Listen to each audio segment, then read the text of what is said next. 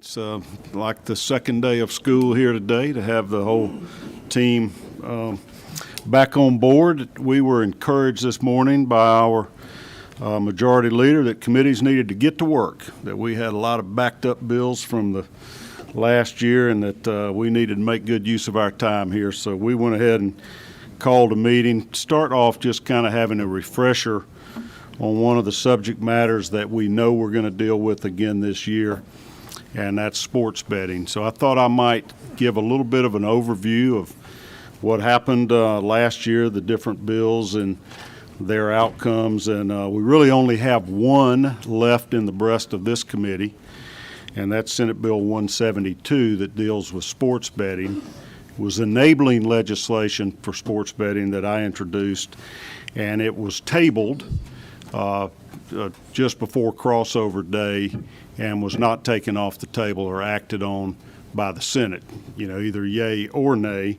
So it got recommitted to our committee yesterday morning along with all the other bills that had been tabled or that were sitting in Rules Committee.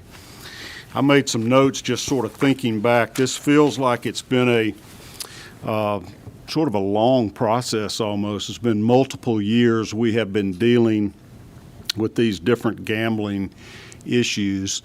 This became kind of a hot issue. I think it was 2019 when the United States Supreme Court struck down a federal law that prohibited sports betting. It actually had carved out an exception for states that wanted to opt out of that bill, and as far as I can recall, it was only Nevada and Oregon that opted out, and that's why all the casinos allowed sports betting out in Las Vegas, but that was not permitted anywhere else in the country. That was challenged by the state of New Jersey, went all the way to the U.S. Supreme Court, which decided that was inappropriate to prevent certain states from participating in activity and giving others the exclusive domain there. And so it was thrown back to all the different state legislators to decide whether or not they wanted to legalize sports betting or not. And there's been a movement pretty much nationwide since then as states have considered this issue. Many have now permitted it. Last count I heard was somewhere between 36 and 38 states now permit some form of sports betting. Many are going with the online route where you do it on your cell phone or on your computer instead of going to a live casino. Some have only live casinos or sports books where you can go. Some have a mixture of both, but we're seeing quite a bit of that. So last year in the Senate, there were three different bills that dealt with sports betting. One was Senate Bill 57. That was sponsored by Senator Hickman. It did not come through this committee. It went through Economic Development, and it passed out. It provided for both sports betting and horse racing. And that bill was heard. It got out of that committee, got on the rules calendar, and was defeated on the floor of the Senate. I think it was 19 votes in favor and 37 votes against.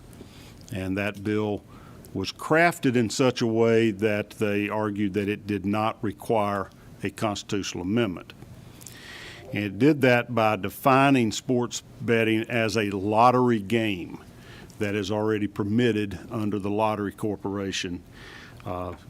Unique approach, and it failed in the Senate. A similar bill, it's significantly different, but the same concept, attempting to legalize sports betting without addressing a constitutional amendment, is pending in the House, and I don't believe it's gotten out of committee. We will see what happens this year. I got interested in this subject matter, it's got to be 4 or 5 years ago now, because I'd been active in a group called NCLGS, the National Conference of Legislators from Gaming States. And they review and summarize and keep up to date on all different forms of gambling. That would, of course, include sports betting now, but particularly casinos, Indian casinos, horse racing, lotteries. And I had a particular interest at the time in making certain that the Georgia lottery had a high enough rate of return or profitability. It was not returning what we had dictated by statute that it should, which is 35% of all the bets made. And it troubled me that that law was being pretty much disregarded. So I wanted to learn what other states were doing. And I learned that most of them have very similar statutes that require a particular rate of return, and they average about 30 to 32%. We were a little bit above the average, but there were a lot of states that were at 35%. At the time, Georgia was returning somewhere between 23 and 25%. We were talking about revamping the Hope Scholarship Program because it was inadequately funded. And it occurred to me that, well, heck, the money's there if you just don't give away so much in prizes and advertising, and you keep that 35% for profit. But I wanted to get the data. So I started attending these meetings of this organization. And in the course of that, I learned about quite a few different types of gaming. And as this issue came to the forefront with that Supreme Court decision, I began to learn about it.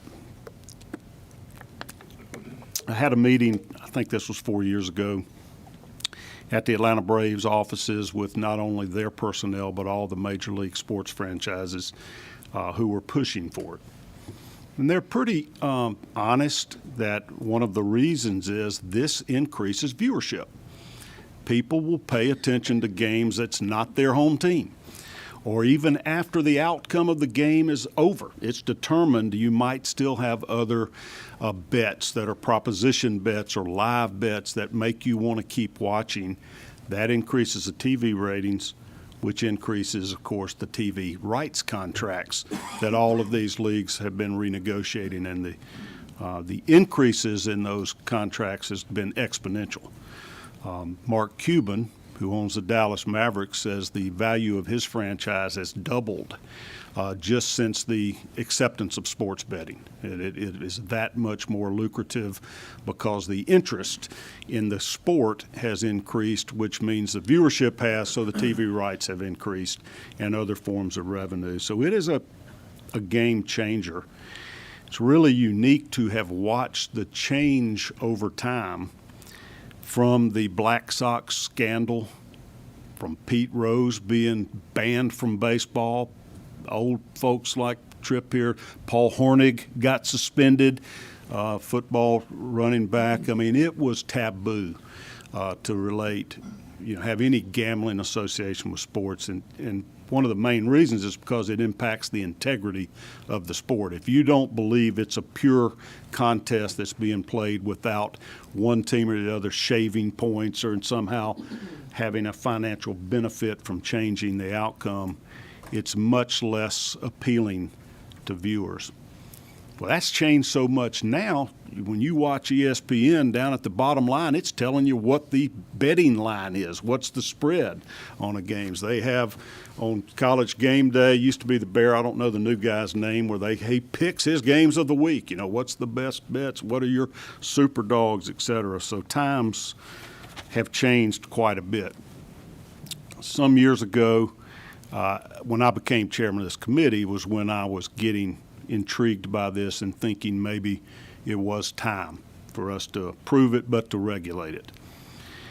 And I persuaded our Lieutenant Governor, Burt Jones, to carry the bill because it was coming before this committee. And some of you may remember that, the lobbyist in the room.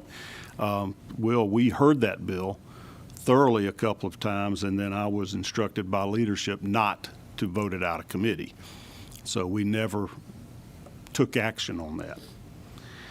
Some years later, there have been other versions that have come, and so finally last year I introduced Senate Bill 172, which is in our folders here today, gentlemen and ladies, and also a constitutional amendment, SR 140, and that was to give constitutional authority for sports betting. 172 was the enabling legislation. And just before crossover day, SR 140 was presented, and it also failed the Senate. And it had 30 votes in favor of that approach and 26 against, versus the 19 for and 37 against for the version that had no constitutional amendment. So both of them failed, and once that constitutional amendment failed, we just kind of moved on. So here we are again. It's just got thrown back to us, and I got the bill, and I said, you know, really, we have spent a couple of years in this committee thrashing through all the angles, all the pros, all the cons. We had 3 different hearings last year. We had a hearing only on both the CA and the enabling legislation on February 16th of last year, again on February 23rd, and then we passed this bill out on February 28th out of committee. And it passed 7-1, by the way, last year, but failed on the floor. I had spent a lot of time, and I'm looking at our minority leader here as I mentioned this, trying to generate bipartisan support. I think when you make a significant public policy change like this, that you need to have buy-in from everybody, and all parties need to be at the table. So I have the original blue-backed copy from last year. I was the first signer. Our minority leader was the second signer. Senator Brandon Beach was the third signer. Elena Parent was the fourth signer. Cardin Summers signed, and it went on, and we had my friend Senator Harbison signed. So it was pretty equal numbers of Democrats and Republicans that supported this bill. One thing that we spent a lot of time working out was where would the proceeds go? And one big advantage of a constitutional amendment is that is the only way that now that we are permitted to dedicate funds instead of going into the general fund. And we had worked out a formula that was agreeable to everybody. I think maybe not Senator Lucas. We worked on him. He was our one no vote, and I'll tell you why. We had 50% of the money went to needs-based scholarships, which are not provided for under our Hope Scholarship system. 25% went to health care, economic development, mental health treatment in rural areas of the state and poverty-stricken areas of our state, even if they're not rural. We had 15% that went for problem gaming, both education to prevent it and treatment for it, because that has become one of my major concerns in this area. We had 5% that went to innovational educational programs and 5% to promotion of sports in the state of Georgia. And that, I think, is where I lost you, Senator Lucas, although we tried to word the language to give you money to promote that Georgia Football Sports Hall of Fame that you have in Macon. We wanted to promote sporting events in our state, like Final Four for basketball, college football playoffs, Super Bowls, World Series, et cetera. So some of that money of that 5% would be spent for those type of efforts. And anyway, that was done with everybody at the table, but we didn't get agreement of 38 votes in the Senate, the 2/3. And so now we're back to the drawing board, and kind of a Hail Mary pass for me is I'd like to see us look again at SB 172. It has not been changed.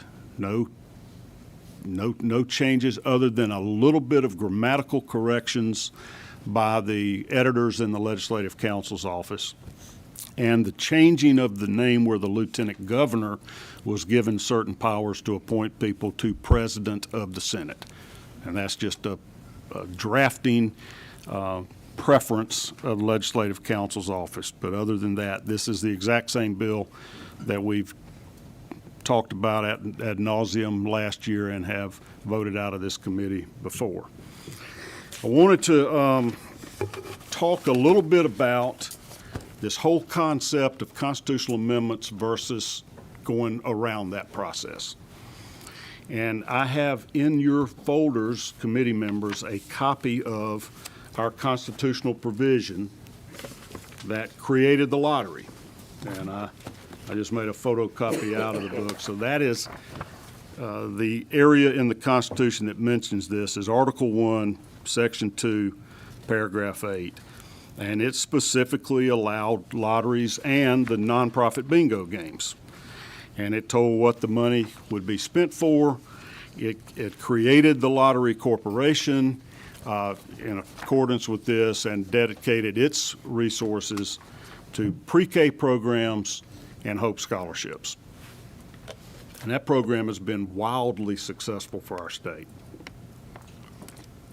Part of the deal, though, part of the social contract, so to speak, when the voters of the state of Georgia agreed to have a lottery, there's enough gray hair out here in the room that remembers that was one of Zell Miller's big sort of ideas, or his agendas, his initiatives. It wasn't his idea to start with. He fought it at first and then bought in and endorsed it, and it helped him get elected.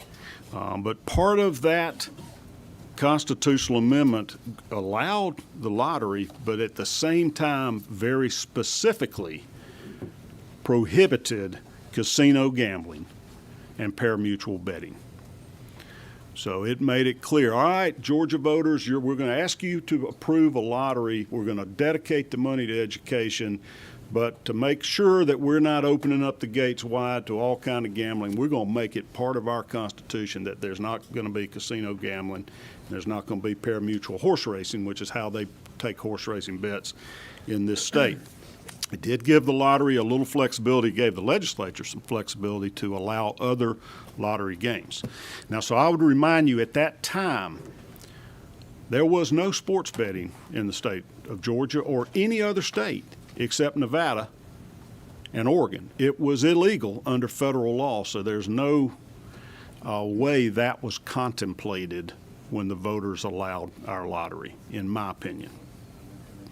There were other states that had lotteries, but the only kind of lottery games that I'm aware they had other than the draw games like Mega Millions, Powerball, now Fantasy 5, were the scratch-off tickets. And that there were no other states that had sports betting as a lottery game. So I don't believe Georgia voters were approving that at the time that they voted on the lottery. Since then, there have been a few people trying to find ways to circumvent that requirement of a constitutional amendment. I don't see anything to fear from a constitutional amendment. I think if you make a policy change like this, it ought to have the buy-in of both parties, and the citizens ought to be on board to do that. So I embrace that opportunity. But we were presented last year with an opinion from Harold Melton, who was previously on the Supreme Court of Georgia, that said you could do this without a constitutional amendment if the legislature defined it as a lottery game. I don't see Josh Belafonte in the room. He may be.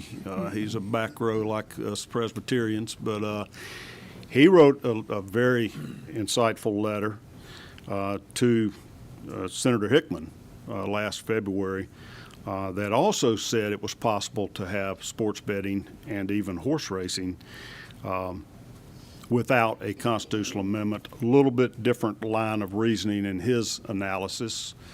I'm sort of paraphrasing slightly here, maybe greatly, that you didn't even necessarily have to call it a lottery game, since it was not casino gambling and was not pari-mutuel betting, that you could do it without even running it through the lottery. And that was because Senator Hickman's bill did not use pari-mutuel betting, where you pool your money and divide it up by winners. His allowed for fixed odds horse racing bets, as I recall it. A friend of mine from Athens, John Barrow, Democratic congressman, he'd previously a city councilman in Athens and a Harvard Law graduate scholar, wrote an op-ed in the Atlanta paper that said that's a bunch of bunk. You got to have a constitutional amendment to have sports gambling. I think the majority of you lobbyists in the room probably agree with that. You know, some prefer another way because they don't think they can get 2/3 votes, but I would bet you, I know of the people that have talked to me, the majority of you believe that. Legislative Counsel's office wrote a letter to Chairman Alan Powell back in 2021 that analyzed this same situation and said it could go either way, basically. In fact, in a clever phrase at the end, said it's a toss of a coin. But the safe play is to do a constitutional amendment, because there will definitely be protracted litigation afterwards contesting anybody that tries to go forward without a constitutional amendment. And you're spending a lot of money on these licenses, and that's pretty high risk. From my legal analysis, I agree with the version that this requires a constitutional amendment. I just think it's a real stretch to call sports betting a lottery game when that was certainly not the case at the time we created our constitutional exception to allow lotteries and lottery games.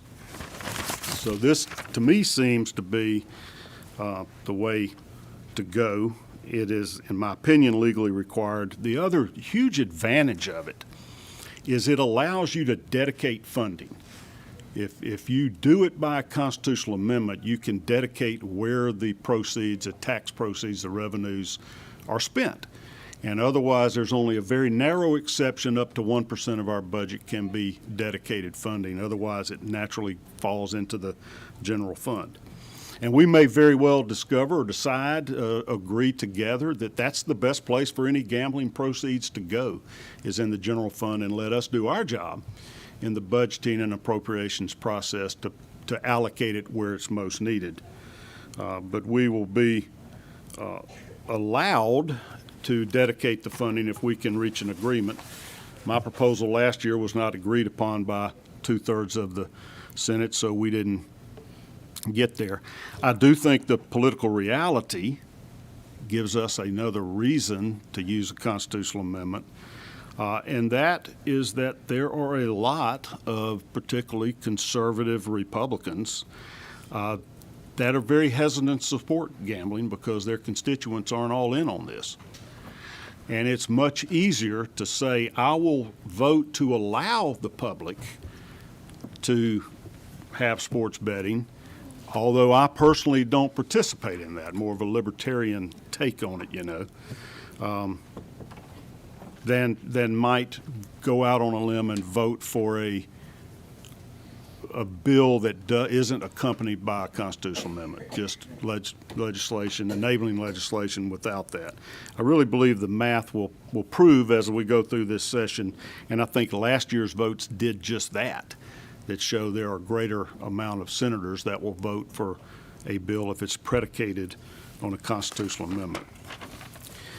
And I think it's the right thing to do, to let the people decide when you're making a major policy change. I do think times changed. It's obvious that this is very popular around the country, but I've also learned that if we're going to do this, we need to do it right. We are seeing, as states have allowed this, one thing is the revenue is not nearly as great as projected by the proponents of these bills. I think, in my opinion, you're probably going to be closer to the 50 to 75 million range of revenue to the state of Georgia. Not an insignificant amount of money, but when you're getting about 1.2 billion from the lottery, it is a drop in the bucket comparatively. And that's one reason why this money was not dedicated in this enabling legislation to the Hope Scholarships, because they are well funded at this point, and this is not significant enough to move that needle. I don't know how that will change in the future, whether those revenues will grow or not, but it's relatively limited. And when you're at a time with $16 billion in reserves, that is not, to me, an appropriate motivation to be pursuing this legislation.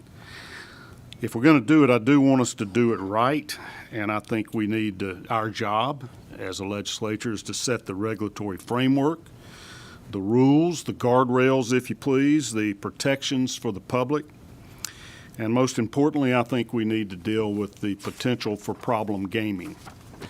That's the other thing we've learned through these other states' experiments in this area. The revenue is not nearly as significant as dreamed and hoped for. But there is a drastic, significant increase in problem gaming or addictive gambling.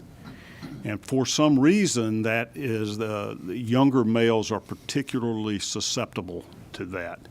The 18 to 35-year-old males are the highest incidence of gambling addictions. And that is destructive. All right, I see an under 35. You got your laptop. Are you placing a bet now? I mean, you know what I'm saying, though, don't you? Okay, here we go. I wasn't necessarily planning on taking testimony today. We've heard so much, but I'm happy to if you want to tell us about him. By name. Yeah. Let's talk about a brief refresher of Senate Bill 172. We do have a new number on it, LC number, although it is the same bill. It is LC 365642S that we are considering today. And it does a number of things. I am going to pass the gavel at this point to my vice chairman, Chairman Summers. Could be rough. Since Could be rough here. since I will be, I'm a little nervous whenever I do this, so that I can present the bill. Before I do so, I'd like to see are there any committee members? I know my friend Senator Lucas may have a comment. What's your number there, buddy? 8. Yes, sir. Mr. Chairman, I thought that we had worked out that part of the proceeds would go to the Sports Hall of Fame. We did. You and I did, and our colleagues did not accept our proposal. Well, our colleagues, but one colleague, Senator Beach, is the one that stood up in the well and opposed it with everything that was in it. I do agree with you, though, a constitutional amendment, if we put it on the ballot, the people will pass it. The problem is getting it on the ballot. The other reason on the amendment is that if it's a constitutional amendment, the governor can't veto it, as he did when we changed the law to put funds in the Georgia budget for the Georgia Sports Hall of Fame, and he line item vetoed it.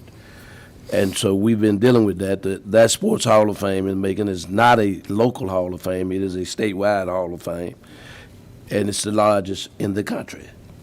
So consequently, we have bills that affect that thing, especially the HVAC, all during the year. But I didn't vote against it. I voted with you because that language was put in for the Sports Hall of Fame. And I'll continue my support of that. As you know, I'm a Macon boy. Yeah. I visited that sports museum, and I think it's a treasure for the state, and it's worthy of expenditure of state money, and I'll continue helping you do that. And the way I envision this is that I know, and Senator Summers may have something to say, he has shared with me that he intends to introduce a proposed constitutional amendment this year. Senator Beach has also indicated he intends to do so. I intend to try to rework mine that failed to see if we can find the magic potion that would apply only to sports betting. We have some days to do that, but since this one's before us, I thought we might as well deal with it first. I will say, if you look to the very end, starting at line 1516, this is a 61-page bill, so it's very comprehensive, that it makes it clear at starting really down at 1520 that this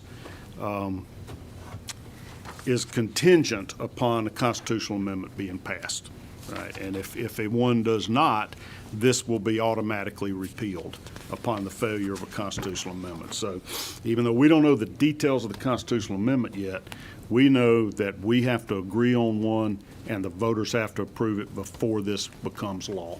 Fair enough? Okay.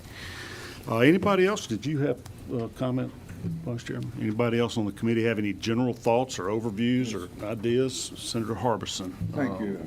Mr. Chairman, I just want to say a few words about, and you mentioned you're very thorough, and I appreciate you, as usual, you're very thorough in your explanation of it. And I just want to express the concern that a lot of people have about, the cautionary concern about when we pass these kinds of bills. That seems to, when we try to bring out earmarks and things, certain programs, including the sports museum and things like that, and even kindergarten, and looking for monies like that, and looking for monies like we had headed in the direction when we came up with the lottery in the first place.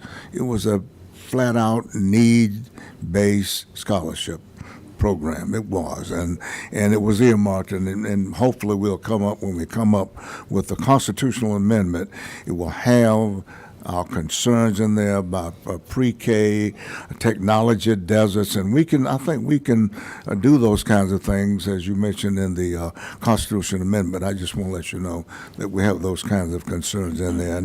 And I know, I think you've been very, very thorough, but in that little area, I think we've just we want to do the casual thing as opposed to putting it into law. And I understand we can't do it unless it has that constitutional amendment. But I just want to sound the alarm about the fact that we're feeling the need to have something done earmarked towards those projects that we've mentioned in the past over and over again. Sports, the pre-kindergarten programs, and some other programs that we've enumerated from our leader all the way down to. We had some going to rural health too. Yeah, and it's a big need there, rural hospital kind of thing. Just some things I think we can take care of, not being crazy broad, but I'm just saying that we need to take a look at some of those things. You're preaching to the choir. Yes, sir. Okay. I Thank agree you. with you completely on that, and I think that's an advantage of the constitutional amendment process.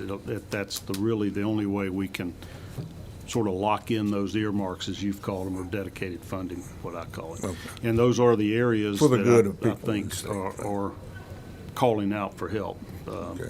So I'll continue to work with you as we try to get to that point in the game, if we can reach a consensus of 2/3 of our membership to agree to one formula or another. So what this does is a few things. I'm going to actually change chairs with you, Chairman Summers, so that you can preside, and I'll just sort of lay out the bill.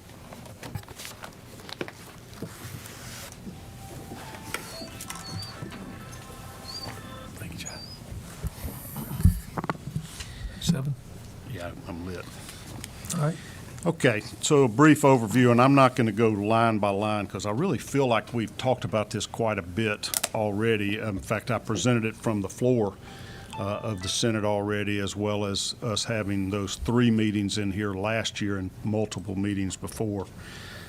And y'all are such loyal committee members. We have a lot of continuity on this committee, that there's not a lot of turnover. So I think most people know it, but I'm certainly willing to answer any questions. I'm going to give you the overview. Number one, it does allow sports betting, which is not presently allowed under Georgia law under any circumstances, whether it's a constitutional amendment or any other type of legislation that's prohibited now.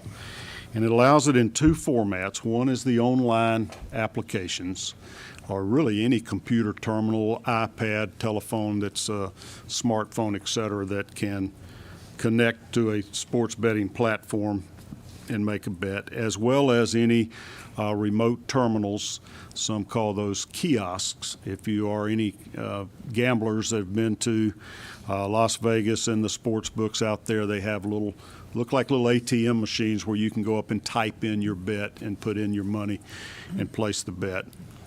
Sometimes those sports books in Vegas will have a counter with live humans taking bets behind it too, and also have the terminals where people can make bets where they don't feel as pressured, or maybe it's not as long of a line, or feel a little more private or whatever. I think those sports books, like that, because it takes less personnel from their standpoint to accept the bets. But this permits either format electronically to be placing bets. So if the Atlanta Braves or the Falcons wanted to have a sports book in their stadium, and many pro stadiums do now in other states, then you could go up and place your bets at the game if you wanted to, or you could have terminals, at a sports book, or perhaps even in a sports bar if it was licensed to accept those bets. In order to regulate this, it sets up the Georgia Gaming Corporation. That'll be made up of 7 members, 3 appointed by the governor, 2 by the Speaker of the House, and 2 by the President of the Senate. Those 7 individuals will select an executive director to run the Georgia Gaming Corporation. It also creates a identical Georgia Sports Betting Commission to supervise and regulate this entire program. It's the same people in both the Gaming Corporation and the Sports Betting Corporation because that's the only type of gaming that will be allowed under this enabling legislation.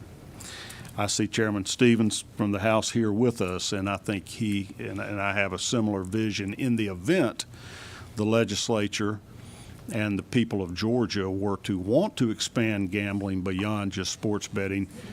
It would be very easy to then set up a horse racing commission and a casino gambling commission as well. That would all be under the umbrella of the Georgia Gaming Corporation. But this bill is only dealing with sports betting, so it sets up a Georgia Sports Betting Commission.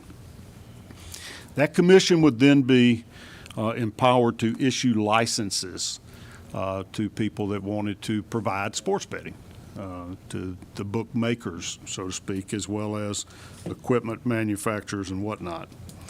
It provides that there will be at least 6 licenses granted, and it guarantees that the lottery corporation, if they want to, is entitled to one of those licenses. So the lottery could serve as one of the providers, one of the licensees to offer sports betting through their marketing apparatus if they elected and wanted to do that. And then the others, that could be, there's no limit, but there would be at least 6 to allow fair competition of the different vendors or people that would like to engage in this. I'd like to see it encourage citizens of Georgia to be providing these betting platforms, not just Las Vegas, and this encourages that.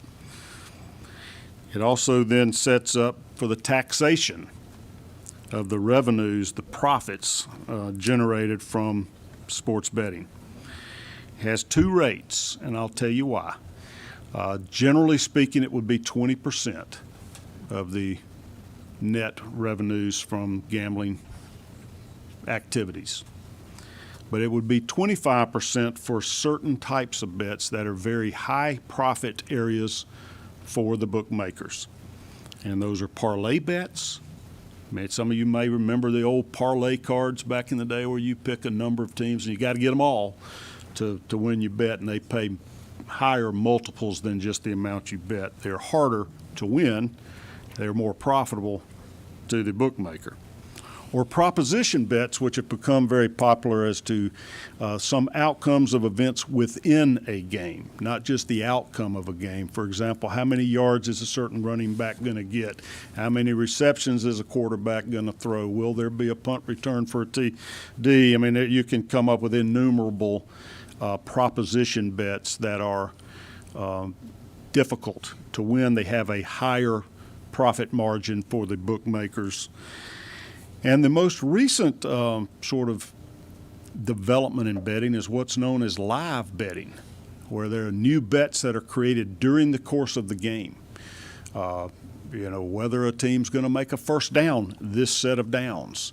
The point spread changes as the game goes. You may be betting on a baseball game and you're getting 1.5 runs for your team and they're already losing by 4 runs. Well, why not just turn off the TV and go home? Well, you could start a new bet that what's going to happen for the duration of the game. And you can come up with a million permutations of that, but those type of live bets that keep bettors engaged in the game, betting as they're watching the game, are high profit for the bookmakers. And so those type of bets, parlays, propositions, and live bets, will be taxed at 25%. There are also quite a few provisions in this bill for the protection of bettors. And that's what we ought to be doing as regulators, is making certain that citizens don't get fleeced in this whole operation. I always laugh when they called those slot machines one-armed bandits back in the day. Now they don't even have a thing to pull, but it's because they're robbing you of your money. They're the bandit. You're the victim. Voluntary many times, but anyways, in this case, we want to make sure if you go place a bet and it's somebody that's been licensed under our Sports Betting Commission, they're going to pay that bet off. And so they're required to keep certain reserves here to make sure that they have kept enough liquid reserves to pay all the bets that they've taken in. And they have to have a minimum of $500,000 in reserves or a bond in that amount. We also require them to pay within a certain amount of time. We require them to use official data as to the matters that you're betting on. Everybody can figure out what the score is, but how do you know exactly how many yards Herschel Walker got in that ball game? Somebody has to be keeping track of that, and so these bookmakers are required to use either official league data that's provided by the sports leagues or other official data that's been approved by the Regulatory Commission. There are a number of provisions that are to protect bettors, and I can kind of just, let me see my copy there. I can direct you to some lines in particular. I start at line 418 on page 17 where it starts listing a number of things, really starts at line 420, that the commission must do. I'm going to just read a few of these because this Nickel G's organization I talked about came up with some rules or procedures or principles, I think they called, of responsible gaming, responsible sports betting, that were approved by this nationwide organization and encouraged for each state to incorporate. And I've incorporated all of them here. I was told by folks last year, some of you may remember, that came, they actually spoke against the bill. They came to say how terrible gambling was, but how this bill, of all the ones they had seen, had the most protections against problem gaming and addictive gambling. So it requires the commission to establish and administer programs to assist compulsive or problem gamers, including educational information to teach people about making smart bets, so to speak, and what their odds are, the likelihood of winning bets or losing, so they'll basically know, are they making a sucker bet or not? If they are, at least let them do it knowingly. Don't take advantage of them. To have programs to educate folks of warning signs of problem or compulsive gambling, and to do things to prevent or treat the problem or compulsive gambling. To develop and fund responsible gaming education campaigns coupled with prevention and educational efforts within communities that raise the awareness of the potential signs or risk factors of problem or compulsive gambling. To encourage the use of harm minimizing measures by bettors, such as excluding yourself from gambling. If you know you have a problem, you can ask them, the platform, don't take any more bets from me, or limit the amount of bets that I can take. We also ask for rules and regulations for bettors to cool off, self-limit, or self-exclude themselves from gaming activities.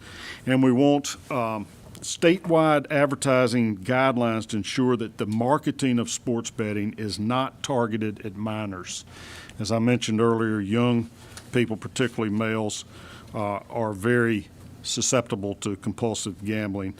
And we don't want any marketing that has a special appeal to problem or compulsive gamblers. We also, like most states have, you'll see the dial 1-800 whatever, I got a gambling problem number, to make those type of helplines available and highly visible. And finally, to promulgate rules or regulations to limit the amount of bets a bettor can place if they have exhibited signs of problem or compulsive gambling. It is incredible what we can do with the technology these days, with the data that's accumulated, what's gathered on you. But if you are placing bets and they are now being tracked, it's easy for the bet makers, the bookmakers that are taking your bets, to know who's betting more than they can afford to or more frequently, who's chasing their losses, who's making a bunch of dumb bets and losing more money than they need to be, and shoot them a warning sign to tell them you're exhibiting signs of problems. We're going to have to cut you off for a while, or whatever. There is. I want that to be part of anything we do. I'd like it to be a constitutional amendment that dedicates some money to fund those programs, but this is going to be required if you pass this enabling legislation, whatever the terms of a final constitutional amendment might be. If I could figure a way to put that in here and require those things to be funded, I would. And if anybody else has ideas, I'm receptive to any kind of amendments that might do that. There are prohibitions about any criminals, people with bad records, bad histories in being in this business, getting licensed or to take away their licenses in here. There are pretty thorough regulations here in this bill. I know you guys don't want to hear 61 pages line by line.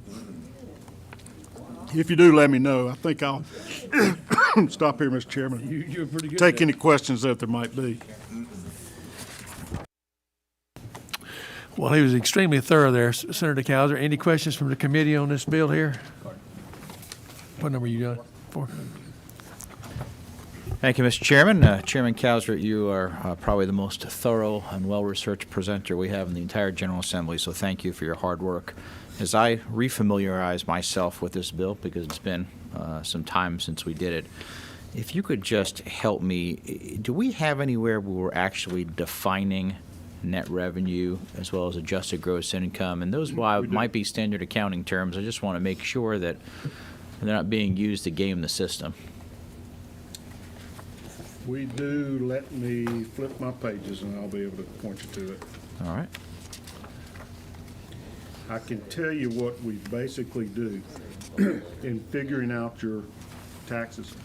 I saw it Is we somewhere. take the amount of revenue received as bets, subtract from that federal taxes, and the remainder is what's taxed. We are taxing gross revenue, not net. So if your question goes back to, are they able to subtract out marketing costs and freebies and giveaways and comps to heavy gamblers? No, it is not. I can find that for you if you give me one more second. It's under the No, tax that's fine. And I provisions. guess to even simplify it further, would almost like to see it as whatever the cost of the bet is, period. To eliminate any confusion, I think it's a lot easier math for people to digest. If the bet's going to be $10, the state's going to take X percent of it, and that's clean and easy, and it's up to an individual business to figure out their math behind the scenes, what makes their business run. Again, just in an effort to simplify, I think that might be better. Of course, AGI is defined a little bit differently from standard accounting terms, and I True. see that there's the difference between the two, and I understand your logic. However, I think, again, in the case of simplifying it, I think from the state's perspective, it might be easier for people to understand. All right. Can you help me on that? Cheryl Marie, do you have the site to the place?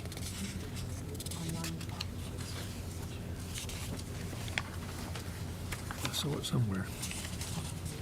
So is he saying he wants to change the definition of adjusted gross income? Where is He it? wants to know what it is to see. 97? He wants to What know page? what it On is. page 5, lines 95 through 97 There we go. is where we define adjusted gross income.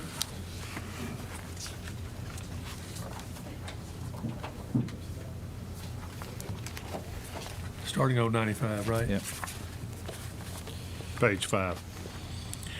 Adjusted gross income means total of all monies actually paid to a licensee as bets, minus federal excise taxes and minus the total amount actually paid out to winning bettors over a specified period of time. And that's what the tax is applied to, that adjusted gross income, not, I mean, that's our definition of it, not the, I know what you're referencing in accounting terms, how that Right. can be, net can be a lot lower for sure. So I'll continue on another question if I can, Mr. Chairman.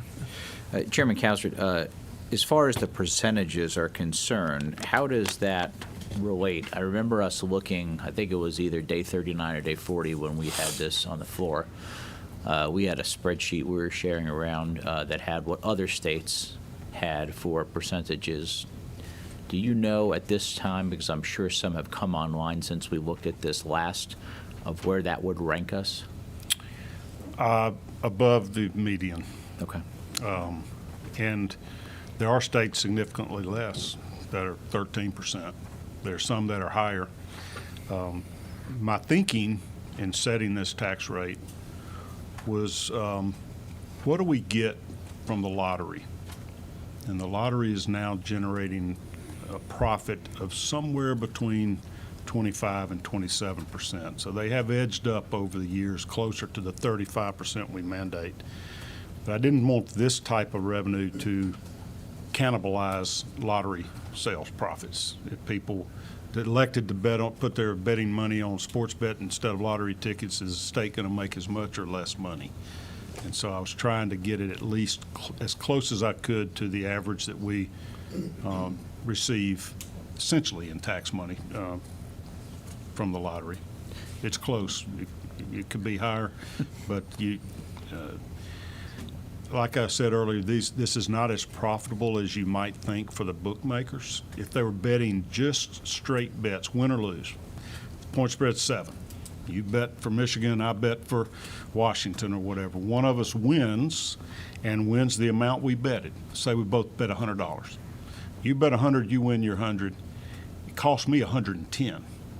So I had to bet 110, and so that 10 is their profit.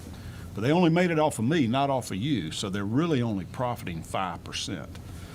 So I mean, you can do your math on that. If they're taking in, $1 million in bets, they're making 50,000, and then we're taxing that at this 20 or 25% rate.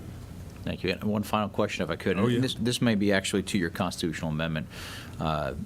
For the dedicated funds, certainly, I think you've been so thoughtful in putting together the dedicated dollars to those who might be directly impacted, who have a gambling problem, who we need to make sure we don't cause more harm to society, even though in principle I don't have a problem with it. I think the other part that I do have a concern with is we're constantly trying to pick different folks to buy their support and their vote for any particular change. I personally would like you to maybe consider, as you're going through this all going back to the Hope Scholarship, just like we have everything today, which funds the very successful Hope in our pre-K programs, and I think that success has been there in a time that we are having a bit of a child care crisis, if you will. We need more funding there than ever. So just something I would ask for your consideration as we move forward, just to help simplify that as well. Well, I can answer that by telling you this. Unless there is a constitutional amendment that specifically dedicates funding, any tax proceeds from this enabling legislation will go to the general fund. And it's up to you and your colleagues on Appropriations Committee how to appropriate that money, which would include, if you wanted to, Hope Scholarships. You're not required to. If the Lottery Corporation exercises its right to have one of these licenses, their proceeds will have to go to lottery and pre-K. To Hope and pre-K. But you raise a great point that other states envy us for our Hope Scholarship program, where we have affordable, accessible college education for everybody. Some of us over here believe we can make it better by having a needs-based component as well for those that still make good enough grades to get in college, but maybe not quite enough to qualify for the Hope. So, but it's up to the legislature, and I have in each of the proposals I've dealt with over the years, there have been different negotiations to try to get a coalition of 38 votes, and I'm flexible. Anybody else have questions for the author? Yeah, I got it. What number? What are you? 8. Number 8. Senator, would you still do the dedication to the Sports Hall of Fame? You bet. All right. You got my vote. What number you, Frank? What number you? Say it again. Thank you, Mr. Chairman. I was curious for the author. I know we see a lot of different legislation. You always have usually some group that's pushing legislation and the kind of things here. And I was curious, who's pushing this particular style or format on the way that you've got this set up? Because for me, other than Senator Lucas said, but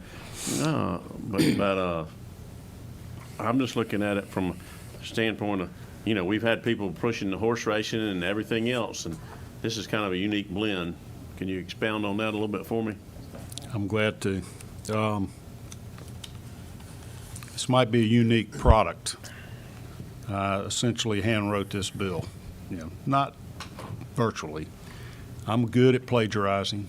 I reviewed sports betting legislation of every state that had it, at least 2 years ago. And I picked and chose the parts that I thought made the most sense. Spent quite a lot of time with Sean Marie there in the Legislative Council's office walking through my concept of what I thought worked. I heard many, many pitches from lots of different lobbyists representing lots of different gambling interests. And some of them persuaded me on parts of their ideas, and some of them I flatly rejected. I probably got 2/3 of the room mad at me that's out here lobbying for that because they didn't get their way on certain things. And I probably got, another 2/3 of them that are pretty happy with the outcome of this and think it maybe is a good blend. But it's not model legislation from anywhere. And it is not something that was handed to me from one gambling interest or another that I edited off of. It's from a amalgamation of many bills from different states around the country, as well as different versions of gambling legislation that has been introduced in Georgia over the last 5 years. I think I picked the best pieces. But listen, I have been in this system for a long time. I have learned that our system is great. You can always perfect something. My feelings, I've got real thick skin. If you got a way to perfect it, have at it, especially if you can do more to bulk up, problem gaming protections. And if we get through the House, Chairman Stevens, if you guys see some things that can make it better, bring it on, and we'll see what works. I sat up one night, literally a couple years ago, till about 2:30 in the morning, and I was, with my legal pad and pen, was putting down the provisions that I wanted to make sure were in it. The next morning, I met with Sean Marie. She'll remember this. She might have broken some rule or something for all I know, but what do we call the new dining hall over there? Y'all got a name for it by LOB? No, what's it? That Mullis is where you work it off. Y'all know what I'm talking about. She met me at a little table over there, bleary-eyed. She, I think, had pulled an all-nighter too, and I said, okay, here's what I'm trying to do. Can you put this together with that together and that? And she said, and I just had stacks of papers, and she put it together and made it work. And this is much improved since that version. All right, thank you, Mr. Chairman. Let me reiterate before we talk about taking this off the table. Without a CA, all these 62 pages is a moot point, basically. We're not going anywhere with it without a CA. So we're going to move it off the table here today, and we'll give the committee the right to move it off the table. It'll go back to us, and then we'll have to work on a CA. As the chairman mentioned, I have a CA that I'm going to be presenting to the Senate committee, and Senator Brandon Beach has a CA that he's going to be presenting to the Senate committee in regards to a constitutional amendment to allow gaming or to remove the prohibition of gaming in Georgia. That's where we are. This will come into play if we can get those CAs across the table. So, what is the pleasure of the board? Move to pass. I have a motion to do pass. I have a second on that motion. All in favor, we're going to have a show of hands. All in favor of moving this legislation off the table? Wait, discussion first, Mr. Chairman? I thought you already did that. Discussion usually happens after a motion. Well, you already been discussing, but go ahead. Thank you, Mr. Chairman. Just want to say I will vote to pass it forward, but I have asked our formerly Senate research to get us a current analysis of all the states and what their current percentage is, as well as what they are basing that percentage off of. That's to fair make enough. sure that the terminology is there. So in deference to the chairman for the great work that he has put into this, and I think it's very thorough, but it is an answer that I do want to see before we vote on this in the floor. You want to kill it, you're going to decide that If I want to kill it, I vote against it. Okay. Now, let's go back over this one more time. Let's make sure we get this thing right. We are voting on Senate Substitute Bill 172, LC 365-642S. One more time. What is the pleasure of the board? Yeah. Another session? All right. What are you, two? The motion is just to take it off. The motion to take, Three. the motion is to pass the bill, to move it to I thought it was a motion to take it off the table. Was it never on the table? It was, it's not on the Shouldn't have been table. on the table. So the motion is to do pass, Do not pass. take it off the table. Right, motion is to do pass. Without a corresponding CA. Without a corresponding CA. Exactly. And I'm going to reiterate again, without a CA, the bill goes nowhere.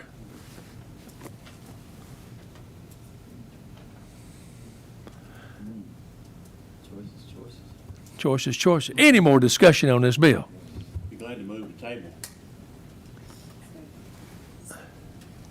You want to move to table this bill? Well, you don't have a CA, and for me, that's kind of like throwing darts in the dark. Not really.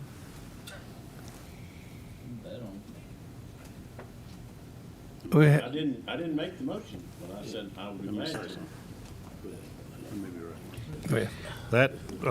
That comment, I have made the exact opposite argument many times, that I didn't want to, I thought the enabling should be voted on first, so that the voters would know what it is they're voting on when they pass a CA, and the same thing would be with us. But they are most definitely interrelated, and that's why this does not become effective unless the CA passes. Mr. Chairman. Yeah. I agree they're interrelated, which is why I think they should be looked at together. This is only my sixth session, but I've never seen a CA presented without, or voted on without enabling legislation on this topic or another. And I mean, there's a deal made here for funding for something, and I think without that bill being before us, I think it'd be worthwhile for the committee to consider both of those together. When we did the lottery, we did enabling legislation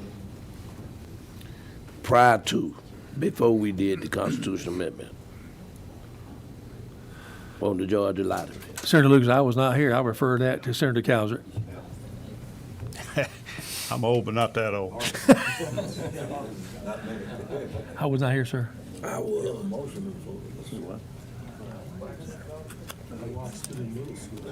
We don't want to lose it. We don't want to lose it. Hang on, we don't want to lose it.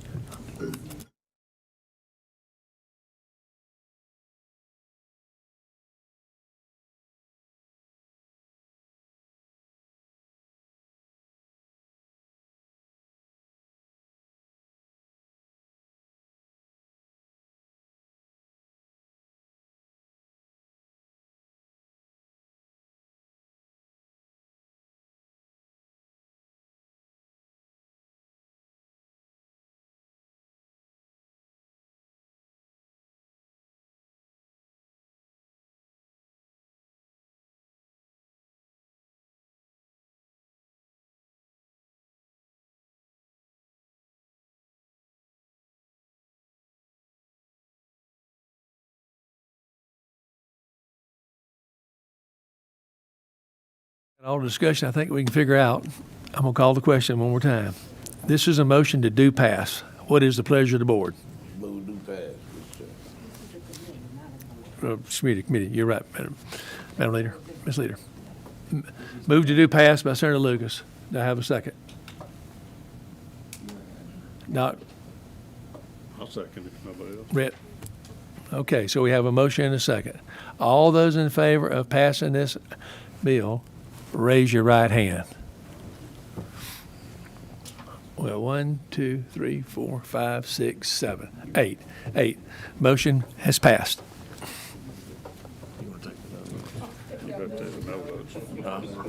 You, all those noes? I mean, you can put it out there, we already know. Mr. You need to take the no vote. Oh, we'll count, yeah. Minority Leader, no. Senator again, answering. All those. Motion passed. We knew it passed. I mean, for y'all, I got you. No, I don't want to do it. No, I don't want to do it. I've never voted on one of these either about this. So anyway. Any more business come before the board? It's up to you, ask if there is. Any more business come, anybody got? We got an announcement. Hold on. I got one announcement before you adjourn us there, Mr. Chairman. We are going to have committee dinner at the 57th Fighter Group where we had last year. It's going to be on Tuesday, January 23rd, when we get back from budget. So anybody interested in helping sponsor, come see Cindy. Everybody save that date on your calendars, January 23rd. Thank you. If there's no more business coming forward the board, we are adjourned.